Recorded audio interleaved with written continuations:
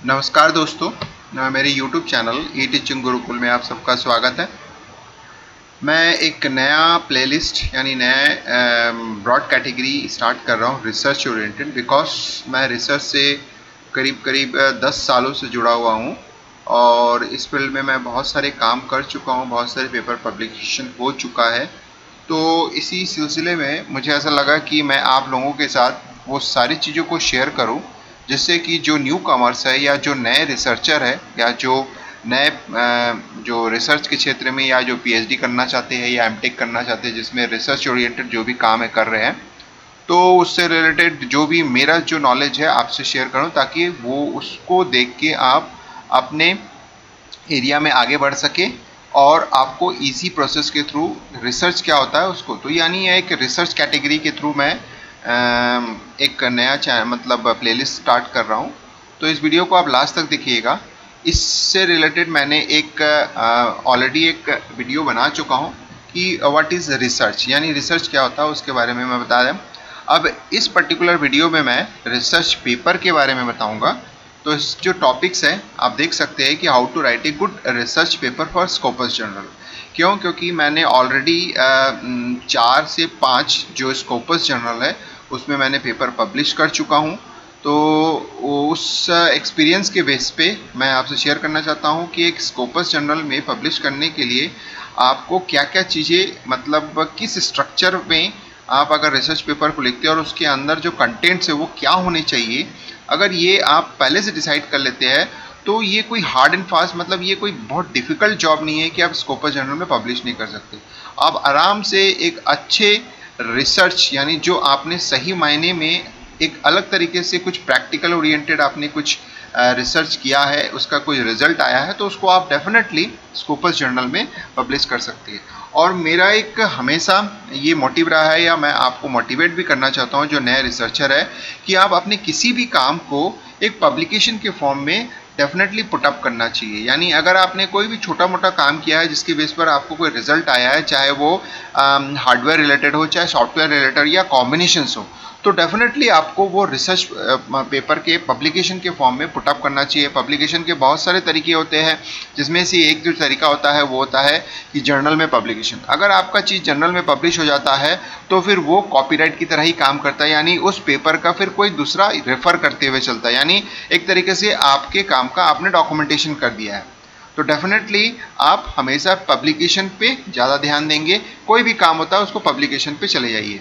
तो ये best idea है जिससे आप अपने काम को डॉक्यूमेंटेशन, अपने काम का डॉक्यूमेंटेशन कर सकते हैं। तो इस पर्टिकुलर जो टॉपिक्स मैंने आप दिख रहा है, इसके लिए आपको लास्ट तक इस वीडियो को देखना पड़ेगा, ताकि बहुत सारे जो इम्पोर्टेंट जानकारियाँ हैं जो आपसे शेयर करूँगा तो वो आपको पता चलते रहेगा। तो इस वीडियो को लास्ट तक देखिएगा। अगर ये वीडियो पसंद आता है तो लाइक कीजिएगा, शेयर कीजिएगा, और ज़्यादा से ज़्यादा जो लोग हैं या ज़्यादा से ज़्यादा जो रिसर्चर है जो इस फील्ड में आना चाहते हैं उसको सब्सक्राइब करना, मतलब मेरे यूट्यूब चैनल को सब्सक्राइब करने के लिए बोलिएगा। तो चलिए हमने स्टार्ट करते हैं। सबसे पहला तो होता है जैसे कि structure of a research paper. जब हम कोई रिसर्च पेपर लिखते हैं, जो पहली बार रिसर्च फील्ड में आता है, और उसके लिए पेपर क्या होता है, एक नया चीज़ होता है, एक एडवेंचर की तरह होता है, यानी वो कुछ नहीं जानता है कि इसमें होने क्या वाला है, उसमें करते क्या है। जैसे मैं भी जब शुरू में रिसर्च पेपर के साथ जुड़ा था तो मुझे बिल्कुल आइडिया नहीं था, और मुझे मतलब हेल्प करने वाला कोई नहीं था। सिर्फ ये बोला जाता था, जब मैं जुड़ा था तो मेरे किसी सीनियर प्रोफेसर ये बोलते थे कि आप जो है एक पेपर लिखिए, लेकिन कैसे लिखना है, किस फॉर्म में लिखना है, उसके अंदर कंटेंट किस में क्या होना चाहिए, इसका आइडिया मुझे नहीं, कुछ कोई भी हेल्प नहीं किया। तो मैं क्या करता था, खुद फाइंड आउट करता था। नेट से फाइंड आउट करने के बाद जो आंसर मिलता था उसके बेस पर मैं ट्राई करते गया। तो धीरे धीरे धीरे धीरे 10 साल 12 साल के, यानी आज मेरा जो होता है 17 साल का जॉब एक्सपीरियंस है, यानी टीचिंग लाइन में। मैं प्राइवेट इंजीनियरिंग कॉलेज में, जैसे आप इन्फॉर्मेशन शुरू में था उसमें आपको पता चल गया है कि क्या है। तो मैंने 17 साल के जॉब में जो रिसर्च से जुड़ा हुआ जो मैं जुड़ा हूँ, कम से कम 17 में अगर मैं बात करूँगा तो 12 से 13 साल मेरा रिसर्च फील्ड में जुड़ा हुआ है। और इस बेस पर मुझे बहुत सारे एक्सपीरियंस गेन हुए हैं, और उस एक्सपीरियंस के बेस पर मैं ये बता सकता हूँ, आज जो मैं इस वीडियो में बताऊंगा उससे आपको बहुत सारी चीज़ें, जो नए लोग हैं या जो नए स्टूडेंट्स हैं या स्कॉलर्स हैं जो इससे जुड़ते हैं, उसके लिए रिसर्च पेपर लिखना बहुत ईजी काम हो जाएगा। यानी आपको इनिशियल लेवल पे आपको समझ में आ जाएगा कि एक रिसर्च पेपर अगर मैं लिखने जाऊंगा तो उसके लिए मुझे क्या क्या चीज़ें ज़रूरी है, तो जिसके बेस पर, क्योंकि मैं ऑलरेडी आपको बता चुका हूँ रिसर्च पेपर चाहे जर्नल के लिए या कॉन्फ्रेंस के लिए जो भी हो, आप जिस पे भी जाते हो, एक तरीके से आप अपने काम का डॉक्यूमेंटेशन करने जा रहे हो, यानी एक तरीके से उसको आप वर्ल्ड वाइड फाइल कर दे रहे हो, जिससे कि अब उस आपके काम को कोई दूसरा जो होता है चुरा नहीं सकता है, वो रिफ़र कर सकता है, साइट कर सकता है, तो जिससे कि आपके काम का जो होता है प्रोत्साहन मिलेगा आपको और आप उसमें आगे बढ़ेंगे। तो चलिए देखते हैं स्ट्रक्चर में क्या होता है। ये बेसिक स्ट्रक्चर है, ये हर जगह फॉलो होता है, आप इसको डेफिनेटली यही फॉलो कर सकते हैं। सबसे पहला होता है एब्स्ट्रैक्ट। अब ये एब्स्ट्रैक्ट क्या होता है आगे फर्दर हम लोग देखेंगे। एब्स्ट्रैक्ट का मतलब आप समझ में आ गया है कि एक बहुत सारे, जैसे आप एक 3 घंटे का मूवी देखते हो, तो 3 घंटे के मूवी का एक लाइन में अगर आपको बोला जाता है कि एक लाइन में इस मूवी के बारे में बताइए, तो इसका मतलब है 3 घंटे की चीज़ को आप जो होता है एक लाइन यानी 1 मिनट में आप उसको बता रहे हो, तो यानी ये हो गया एब्स्ट्रैक्ट, यानी आप शॉर्ट फॉर्म में किसी को समझा रहे हो। तो ये होता है एक इंपॉर्टेंट पार्ट होता है जो कंपलसरी है, यानी एब्स्ट्रैक्ट होना ही चाहिए, बिना इसके तो आपका रिसर्च पेपर स्टार्ट भी नहीं होता है। दूसरा, एब्स्ट्रैक्ट जब आपने लिख लिया उसके बाद आप अपने पेपर का डिटेल बताना शुरू करते हैं, यानी जो 3 घंटे की मूवी आपने देखा है उसके बारे में आप बताना शुरू करते हो। तो यानी जैसे 3 घंटे की मूवी में हीरो हीरोइन के जो इंट्रोडक्शन होता है यानी एंट्री होता है, तो इंट्रोडक्शन किया जाता है, उनके बारे में बताया जाता है ये कौन है, उसका काम है, ये किस में है। तो इसी तरह से आपके पेपर का भी एक इंट्रोडक्शन होता है। इंट्रोडक्शन मतलब आप किस पर्पज से पेपर लिख रहे हैं, किसको टारगेट करके पेपर लिखा जा रहा है, क्या चीज़ आप बताना चाहते हो अपने पेपर में, उसका इंट्रोडक्शन एक बहुत ब्रीफली आपको बताना पड़ता है कि मैं क्या करने जा रहा हूँ, अपने पेपर में क्या बताने जा रहा हूँ।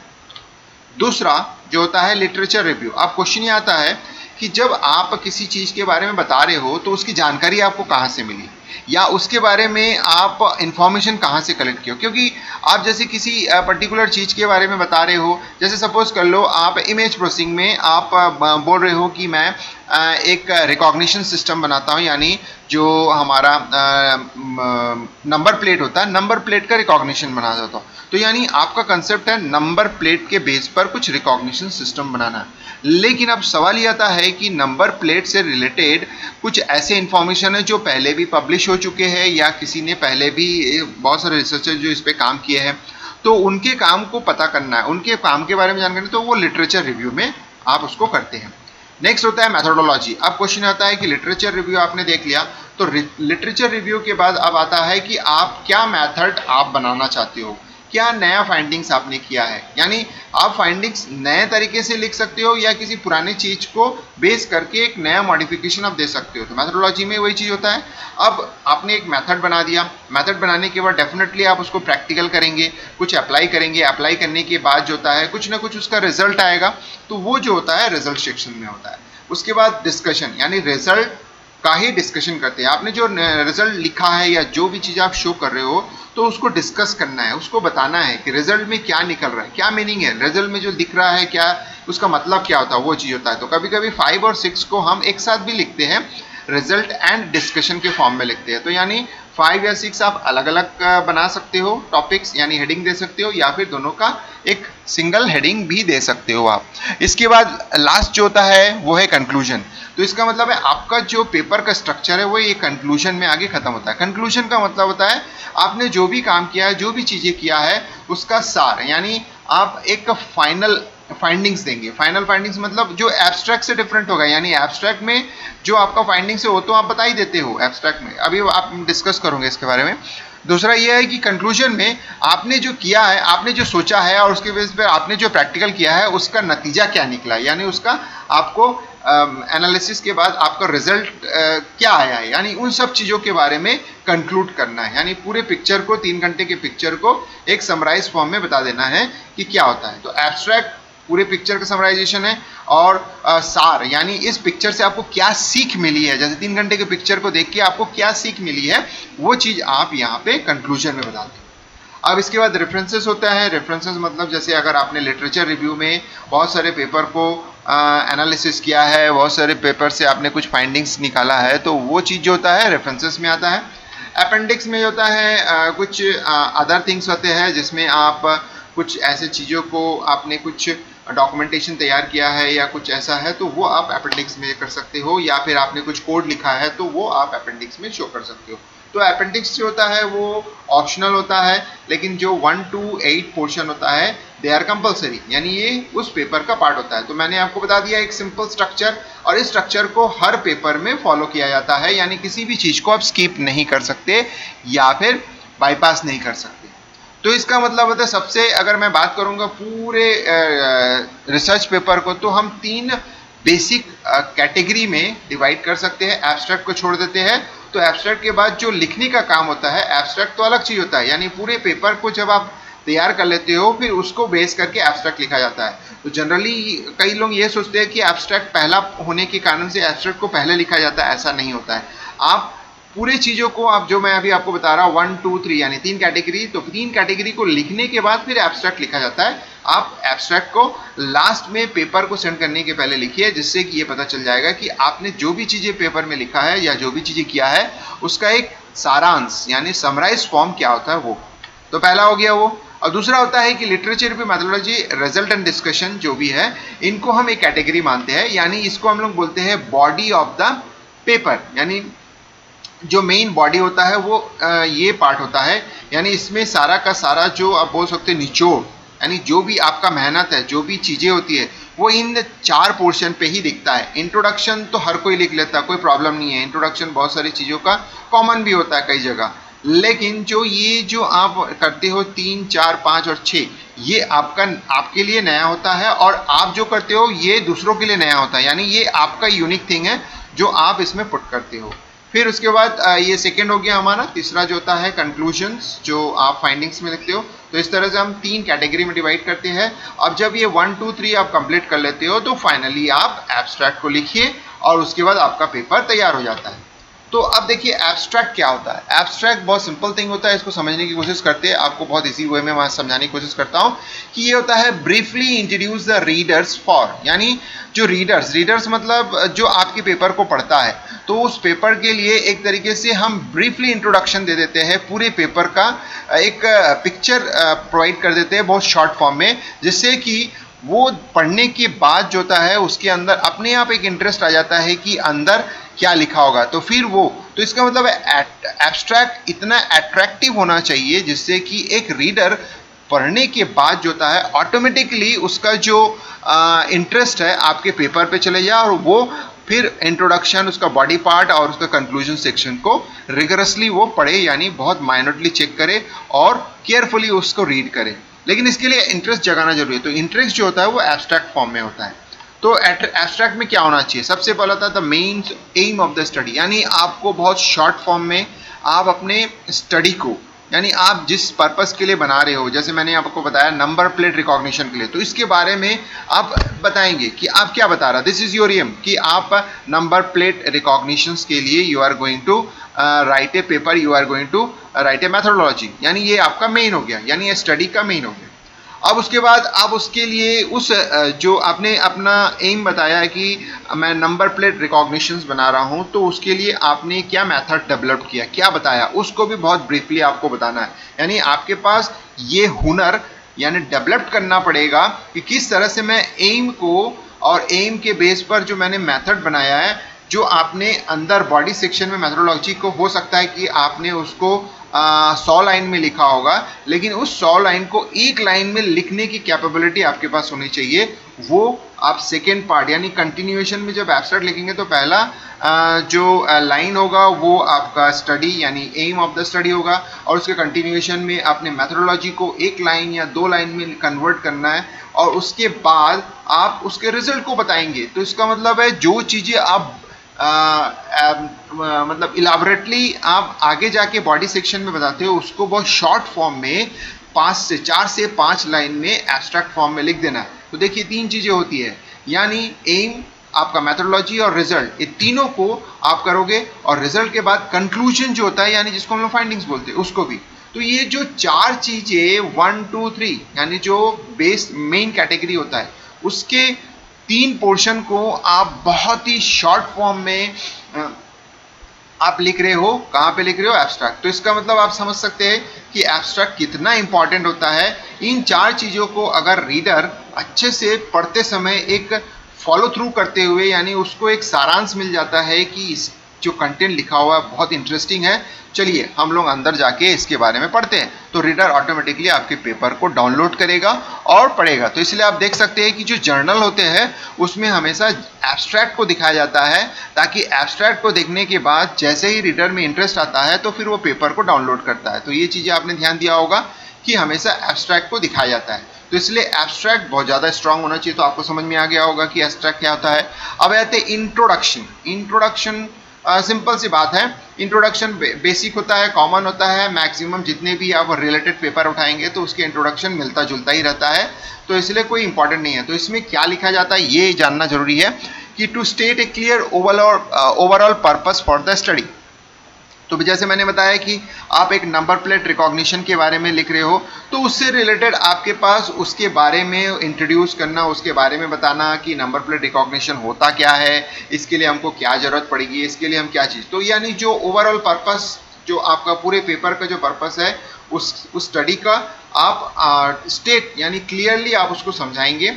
आगे आपको ये बताया गया है कि often framed in A discussion of the need the research in satisfying. तो इसका मतलब जो मैंने अभी आपको बताया कि जनरली हम इसमें क्या करते हैं, उसका डिस्कशन करते हैं जो हमारा मेन पर्पस है। जैसे मैं यह एग्जांपल लेके चल रहा हूँ कि नंबर प्लेट रिकॉग्निशन, तो उस नंबर प्लेट रिकॉग्निशन से रिलेटेड जो भी हमारे पास डॉक्यूमेंटेशन है या जो भी हमारे पास स्टडी मटेरियल्स है, जो कि वो रिप्रेजेंट करता है कि नंबर प्लेट रिकॉग्निशंस के लिए कौन कौन से मैथमेटिकल चीज़ों की ज़रूरत पड़ेगी, क्या क्या हमको इमेज प्रोसेसिंग से रिलेटेड कौन कौन से ऐसे कंसेप्ट है या ऐसे थ्योरेटिकल एस्पेक्ट है जिसकी ज़रूरत पड़ेगी, उसका हम डिस्कशन करते हैं। तो सिंपल सा इंट्रोडक्शन आपको समझ में आ रहा होगा क्या होता है। अब इसमें आप बता रहा है कि to define the research question of the study.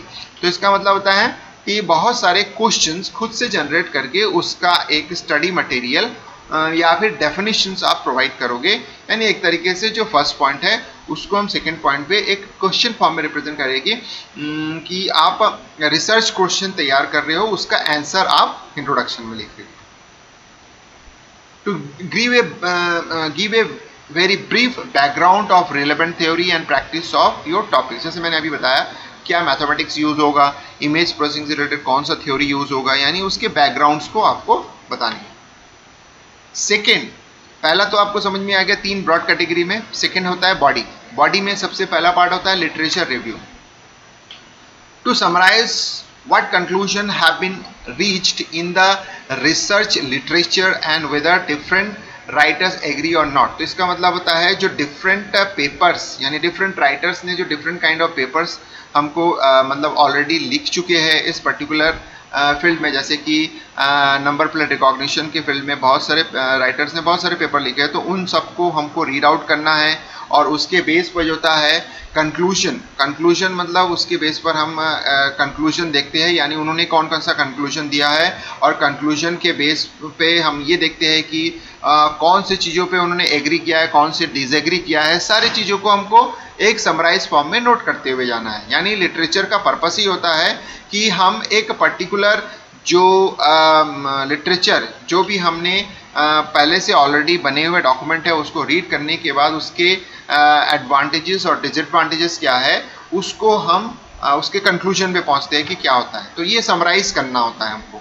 To highlight main issue and controversy around the problems. तो मैंने अभी बताया कि डिफरेंट राइटर्स ने जो different papers related to the एक टॉपिक्स में जो कि मेरा टॉपिक्स लेके मैं जिसमें पेपर लिख रहा हूँ उस टॉपिक्स में बहुत सारे कुछ इश्यूज है, कुछ कंट्रोवर्सीज है, तो सारे चीज़ों को हम एक समरी यानी टेबल फॉर्म में एक बना लेते हैं। बेस्ट आइडिया है कि आप उसको टेबल फॉर्म में जनरेट कर लीजिए, जिससे आपको इजी पड़ जाता है कि उस टेबल के कंटेंट को देख के आपको पड़ जाता है कि किस टॉपिक्स का मतलब कौन से राइटर का किस टॉपिक्स के बेस पर जो होता है, जो मेरे टॉपिक्स है उसमें से सब टॉपिक्स में कौन से चीज़ों का उसने कुछ इशू अराइज किया है या कौन सा कंट्रोवर्सी है, उन चीज़ों को हम वहाँ पे देख लेते हैं। अब बॉडी का सेकंड पार्ट होता है मेथोडोलॉजी। तो इसका मतलब है जब आपने लिटरेचर रिव्यू कर लिया है, उसके बेस पर आपने कुछ कंक्लूजन फाइंड आउट कर लिया है कि कुछ चीज़ें अच्छी है, कुछ चीज़ें खराब है, या कुछ चीज़ों पे फर्दर हम रिसर्च कर सकते हैं, तो उन चीज़ों को आप कलेक्ट करके समराइज कर लेते हो और उसके बेस पर कंक्लूजन तैयार कर लेते हो लिटरेचर रिव्यू में। अब उसके बाद आप डिसाइड कर लेते हो कि हाँ, मैंने जो एक टारगेट डिसाइड किया है कि नंबर प्लेट रिकॉग्निशन बनाना है, उसमें मैं एक मैथड में थोड़ा सा इम्प्रोवाइज कर सकता हूँ बेस्ड ऑन द लिटरेचर, कि मुझे कुछ पता चल गया है उसमें। अब इस चीज़ को मैं अप्लाई कर सकता हूँ मेरे नए फाइंडिंग्स में, जो कि ऑलरेडी बहुत लोगों ने इस पे काम कर चुका है, लेकिन मैं एक नया चीज़ अप्रोच कर रहा हूँ, यानी नया चीज़ बनाने जाना हो जो कि एक तरीके से इनोवेशन हो सकता है, इनोवेटिव हो सकता है, कि मैं उसमें कुछ काम करके दिखा रहा हूँ। तो वो आप मेथोडोलॉजी में बताएंगे। To demonstrate that you are aware of the research method used to study these topics. तो जैसे मैंने बताया, आपने कुछ फाइंडिंग्स किया लिटरेचर रिव्यू से, तो उसके बेस पर आपको कुछ पता है, इसके बारे में आपको जानकारी मिल गया है। अब उस जानकारी के बेस पर एक नया चीज आप अप्लाई करने जा रहे हो। अब to explain and justify the method of data collection and analysis. अब क्वेश्चन ये आ रहा है कि आपने एक आइडिया लगा लिया है कि मुझे क्या करना है, मतलब नंबर प्लेट रिकॉग्निशन सिस्टम के लिए मुझे क्या चीज़ों पे, एल्गोरिथम में क्या मैं चेंज कर रहा हूँ, वो आपको एक आइडिया लग गया। अब क्वेश्चन आता है कि जब आपको एक बेसिक स्ट्रक्चर तैयार हो गया है, यानी ब्लूप्रिंट तैयार हो गया कि आपका मेथड कैसे, एल्गोरिथम कैसे काम करेगा, तो उसके बेस पर फिर आपको डेटा कलेक्शन करना पड़ेगा। अब वो जो डेटा आप कलेक्ट करते हो, तो उसके बेस पर उसका एनालिसिस करना पड़ेगा। जैसे फॉर एग्जांपल मैं आपको बोलूँगा कि यहाँ एनालिसिस का क्या यूज़ है। एनालिसिस का यूज़ है कि जैसे different kind of number plates होता है। कोई नंबर प्लेट्स में जो लेटर्स होते हैं वो सीधे सीधे लिखे होते हैं, कोई नंबर प्लेट में जो लेटर्स होते हैं वो इटैलिक होते हैं, कुछ जो नंबर प्लेट्स होता है वो डिफरेंट पैटर्न्स में लिखे होता है। अब क्वेश्चन ये आता है कि आपने तो अलग अलग नंबर प्लेट यानी डेटा कलेक्ट कर लिया है, अब उन नंबर प्लेट को एनालिसिस करना है। तो एनालिसिस में आपको ये पता चला है कि हर एक का पैटर्न डिफरेंट होता है, हर एक नंबर प्लेट का पैटर्न। तो यही हो गया आपका एनालिसिस। तो आपको समझ में आ रहा होगा कि आप क्या कर रहे हो। जो ये पॉइंट, जो सेकंड पॉइंट बता रहा है कि to explain and justify the method of data collection, तो इसका मतलब होता है कि जो डेटा कलेक्शंस के जो मेथड्स होते हैं वो आप डिफाइन करेंगे, और उसके बाद उसको एनालिसिस करने के लिए आपने क्या मेथड लगाया, जिससे ये पता चलेगा कि कौन सा डायरेक्टली अप्रोच यानी डायरेक्टली पता कर लेगा, या फिर किसके लिए मुझे एक इंटरमीडिएट कुछ मेथड लगा के उसको हमारे जो रिकॉग्निशन सिस्टम है उसके लिए ईजी बनाना है। तो वो चीज़ें हमको देखना पड़ता है। तो ये सेकेंड मेथोडोलॉजी में ये हमको बेसिकली ध्यान देना पड़ता है। तो अलग अलग पर्पस के लिए अलग अलग मेथड्स होते हैं बहुत सारे के, तो वो चीज़ों को हम मेथड्स में देखते हैं। उसके बाद मेथड्स आपने बना लिया, लिटरेचर रिव्यू कर लिया, आपने मेथड्स बना लिया उसके बेस पर। अब मेथड्स बनाने के बाद आपने डेटा कलेक्शंस के लिए भी स्कीम बना ली है, डेटा एनालिसिस का भी स्कीम बना ली है। अब जब आपने उसमें प्रैक्टिकल किया, तो प्रैक्टिकल करने के बाद आपको कुछ रिजल्ट्स आए। तो रिजल्ट्स जो आते हैं, तो रिजल्ट्स होता क्या है, तो डेफिनेटली आपको समझ में आ गया जो आपने प्रैक्टिकल किया। तो प्रैक्टिस, जैसे नंबर प्लेट रिकॉग्निशन में बात कर रहा हूँ, तो आपने प्रैक्टिकल किया, प्रैक्टिकल करने के बाद रिजल्ट्स में आपको पता चल रहा है कि आपने 4 नंबर प्लेट लिया है अलग अलग पैटर्न्स के, उनमें से कुछ नंबर प्लेट का जो रिकॉग्निशन सक्सेस है, आप बोल रहे हो कि किसी में 98% आया और किसी में जो होता है 95% आया है। तो इस तरह से आपने एक टेबल बना लिया। तो यानी 5 आपने नंबर प्लेट को एनालिसिस किया, जिसपे एक बेस पर आपके पास अलग अलग, किसी में 100% भी आ गया है।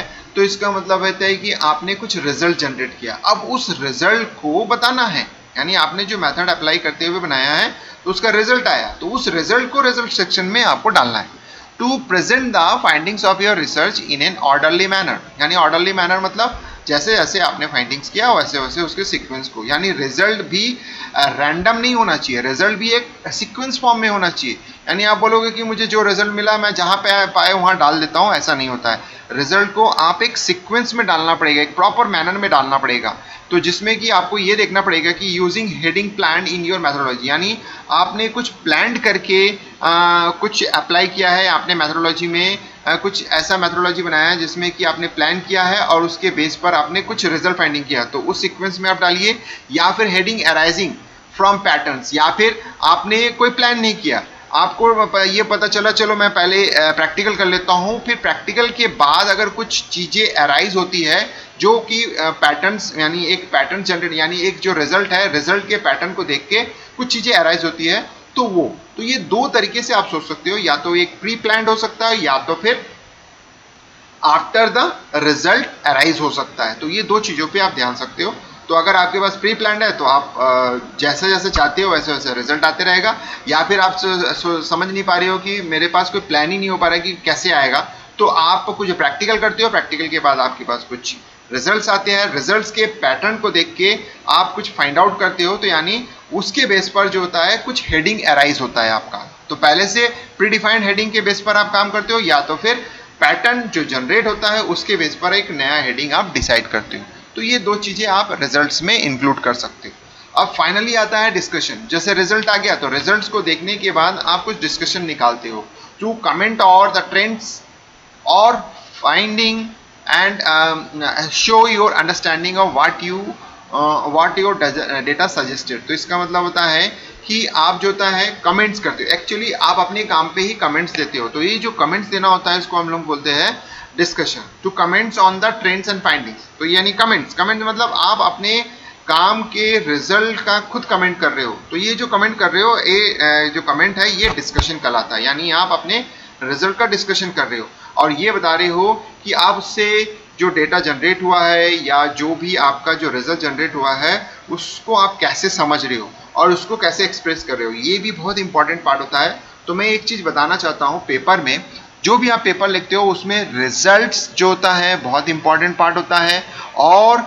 जो डिस्कशन होता है वो बहुत ही ज़्यादा इंटरेस्टिंग होता है, क्योंकि डिस्कशन को आप जितना अच्छे से समझा पाते हो, यानी आप अपने काम को जितना अच्छे से बता पाओगे, यानी दूसरा जो रीडर है आपके काम को आप जो एक्सप्रेस करना चाहते हो, अंदर के जो भावनाएं होते हैं वो अगर आप रिटर्न फॉर्म में एक्सप्रेस कर देते हो तो आपके पेपर को स्कोपस जर्नल में पब्लिश होने से कोई नहीं रोक सकता।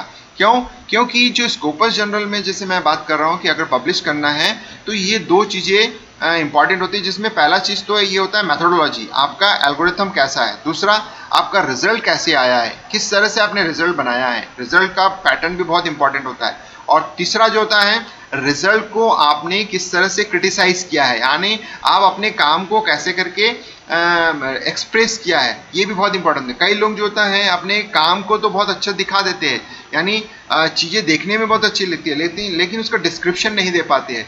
ये बहुत सारे इंपॉर्टेंट पॉइंट होता है, यानी मेरे साथ भी ये हो चुका है, जिसमें क्या होता है कि मुझे जब मैं पेपर भेजा था तो पेपर के बेस पर जब मुझे कमेंट्स आया था तो उस कमेंट्स को देख के मुझे ये समझ में आने लगा कि मैं रिजल्ट को और अच्छे से कैसे लिख सकता हूँ, यानी मैं जो चीज़ें बताना चाहता था वो मैं अपने जो डिस्क्रिप्शन है उसमें नहीं दे पाया। तो ये चीज़ों को आपको ध्यान देना पड़ेगा कि जब आप डिस्कशन लिखते हो तो based on the result value, यानी टेबुलेटेड फॉर्म में जो भी रिजल्ट होता है उसको एक्सप्रेस करना इंपॉर्टेंट होता है। तो डिस्कशन बहुत इंपॉर्टेंट पार्ट है जो कि आपके पेपर को स्कोपस जर्नल में पब्लिश करने के लिए एक कदम आगे बढ़ा देता है, ये एक इंपॉर्टेंट होता है। अब जो होता है कि जैसे इसमें बता रहा है कि to highlight anything unexpected that came up, जैसे मैंने बताया डिस्कशन में, तो डिस्कशन में वो सारी चीज़ों को डिस्कस करना चाहिए जो कि आपको लग रहा है कि मिला है, और जो ये भी लग रहा है कि मैं कुछ फाइंड आउट करना चाह रहा था वो चीज़ें मुझे नहीं मिल रहा है। तो इसका मतलब है मैं जो सोच रहा था वो चीज़ें according to the practical result is not possible. Finally आप बोल सकते हो। तो वही बोल रहा है कि कुछ ऐसे चीज़ें और कुछ ऐसे भी चीज़ें हो सकती है जिसको आपने प्लान नहीं किया, लेकिन वो चीज़ें सामने भी आ गई, अनएक्सपेक्टेड जो आपका आ जा रहा है, ये भी अगर आप डिस्कस करते हो तो ये भी आपके जो पेपर में जो होता है वो स्टार का काम करता है, यानी वो आपके पेपर की क्वालिटी को बढ़ा देता है। तो ये सब चीज़ें बहुत इंपॉर्टेंट होता है। अब फाइनली जो होता है कंक्लूजन, ये भी एक इंपॉर्टेंट पार्ट होता है। किसी पेपर में अगर कंक्लूजन को आपने बहुत अच्छे से लिखा है तो भी एक तरीके से आपकी क्वालिटी, पेपर की क्वालिटी स्कोपस जर्नल के लिए फुलफिल करती है, यानी फुलफिल करती है। तो कंक्लूजन में क्या होना चाहिए? To sum up your findings and highlight the significance of the outcomes of your study. जैसे मैंने बताया सारी चीज़ों को आपने किया, सारी चीज़ों का डिस्कशन आपने कर लिया, और उसके बाद आप फाइनली आपने पूरे डिस्कशन या पूरे काम में जो भी आपने किया है उसका मतलब फाइंडिंग्स क्या मिला, आपको एक बहुत समराइज फॉर्म में फाइंडिंग्स बताना है और अपने काम का हाईलाइट करना है, यानी जो सिग्निफिकेंस आउटकम्स आए हैं जिसको आप मेजर फॉर्म में बोल सकते हैं। सपोज कर लो आपके बहुत सारे आउटकम्स आए हैं, 5-6 आउटकम्स आए हैं, लेकिन जिसमें से जो रिलेवेंट आउटकम्स है उसको आपको बताना, कंक्लूजन में उसको समझाना है। ये आपका एक बहुत बड़ा टारगेट होता है जो कि आपके पेपर की क्वालिटी को इंक्रीज करता है। To discuss the limitation of your study and indicate where further research is needed. तो इसका मतलब होता है कि आप जो होता है कि आप अपने कामों में जो भी आपने काम किया है, जिससे कि आपके पास जो आपने समझा था वो आपने किया, लेकिन कुछ चीज़ें हैं जिसको करना बाकी है, यानी आपका वो लिमिटेशन है, या फिर बोल सकते हैं फ्यूचर स्कोप आप बोल सकते हो। जनरली हम लोग क्या करते हैं, पेपर में लिमिटेशन नहीं देते हैं। पेपर में जो होता है लिमिटेशन तो होता ही है, लेकिन बेटर आइडिया है कि उसको फ्यूचर स्कोप में डालिए जो लिमिटेशन है। तो लिमिटेशन ऑफ योर स्टडी यानी जो फ्यूचर स्कोप के लिए होता है, whether the further research is needed और नॉट। तो इसका मतलब जो लिमिटेशन है उसको आप फ्यूचर स्कोप में पॉजिटिव वे में बताते हुए आगे। तो इसका मतलब है कंक्लूजन के पार्ट में आप सिग्निफिकेंटली जो आपने हाईलाइटेड फॉर्म है उसको बताएंगे, और उसके कंटिन्यूएशन पे आप अपने जो लिमिटेशन है या फ्यूचर स्कोप है उसके बारे में आप बताएंगे। तो ये हो गया हमारा तीसरा जो ब्रॉड कैटेगरी, पहला इंट्रोडक्शन, दूसरा बॉडी, और तीसरा जो होता है कंक्लूजन। अब जो उसके बाद होता है रेफरेंसेस में क्या होता है, to list alphabetically all the reference material. Reference material का मतलब जो रिसर्च पेपर है, या फिर कोई वेबसाइट्स है, या फिर कोई बुक्स है, उनके बारे में आप जानकारियाँ देते हैं जिसको आप साइट करते हो अपने रिसर्च पेपर में। तो इम्पॉर्टेंटली आप जान के रखिए कि बहुत लोग ये गलतियाँ करते हैं कि जिस रिसर्च पेपर या जो भी कंटेंट है जिसका आपने रेफ़र किया है, अगर आपने अपने टेक्स्ट में यानी वो जो 1, 2, 3 पार्ट में अगर आपने उसको साइट नहीं किया है, तो उस रिसर्च पेपर या बुक का नाम आप रेफरेंस में कभी भी मत लिखिए, क्योंकि ये गलत इम्पैक्ट देता है। क्योंकि आप उन्हीं का ही नाम लिखना है जो कि आपने साइट किया है, या 1, 2, 3 पोर्शन पे आपने यूज़ किया है, सेक्शन में यूज़ किया है। 1, 2, 3 जो सेक्शन है उसमें आपने यूज़ किया है, उसी को ही आप मेंशन करेंगे। बाकी किसी को भी आप यहाँ नहीं रखेंगे। जो अगर रखते हो गलती से उसको डिलीट कर दीजिए। और अपेंडिसाइज में कुछ इंपॉर्टेंट चीज़ें होती है, to present relevant details such as letter to participants and organisations.